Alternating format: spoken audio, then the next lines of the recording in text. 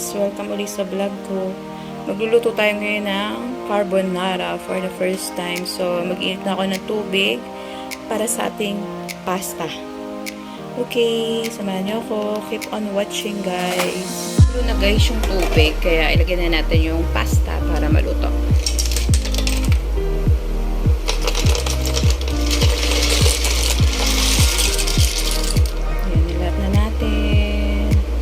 Prepare ko lang yung ibang recipe guys.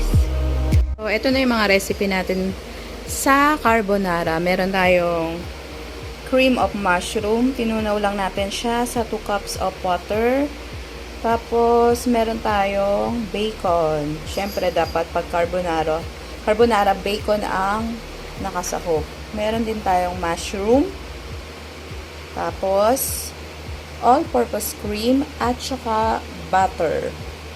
Yan guys, hinintay lang natin maluto yung pasta. Tapos, umpisa na natin magluto ng sauce. So, keep on watching guys. Guys, ito na yung pasta natin. Yan. Penne yung ginamit kong pasta kasi yun yung available sa bahay. Usually, yung pang spaghetti, yung mahaba yung ginagamit pag nagka-carbonara. Pero, for this time, penne muna gamitin natin. Drain na natin siya guys. So, lutuin natin yung bacon. Hindi tayo naglagay na kahit ano. Kasi diba may oil naman yan. Sa naprito. So, kung lutuin natin bacon. Then, ihanda na natin yung ibang mga gagamitin natin. Tulad ng mushroom, kung kailangan hiwain na natin. Yan. Hiwain lang muna natin siya hanggang maging crispy. Crispy na siya, pero kailangan natin crispy lahat yung bacon para makita. Konting hintay pa. Tapos sundan natin yung ibang mga hog sa sauce. So, luto na yung bacon natin. Lagyan na natin yung butter.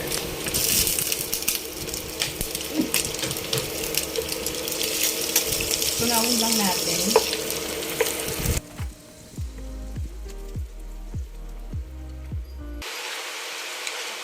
Lagay lang natin yung mushroom natin.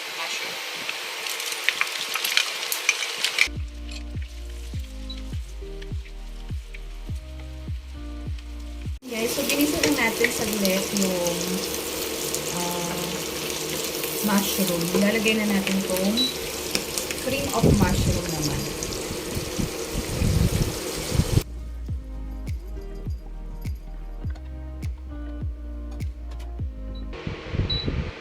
Halo-haluin lang natin guys hanggang sa lumapot.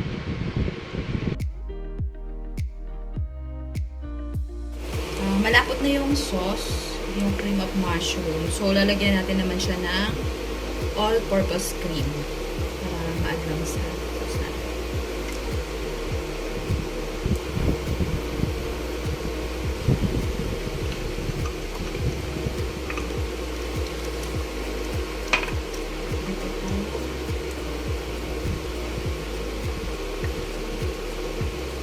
Halo lang guys.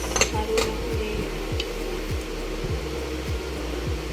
Yan. So kung tikman na lang yung pinakang sauce.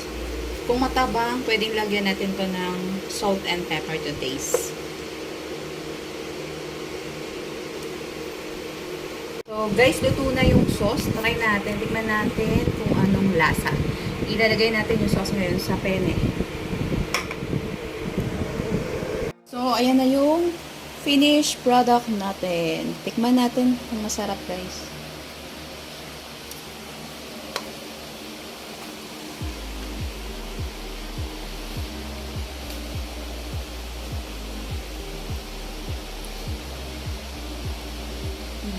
Sarap niya.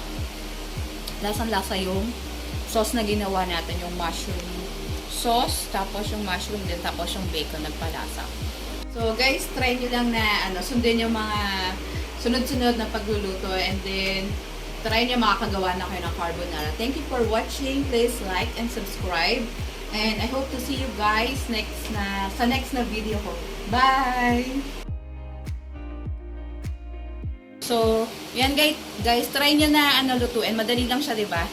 Sundin nyo lang yung sunod-sunod na pagluluto para magawa nyo tong carbonara natin. Thank you.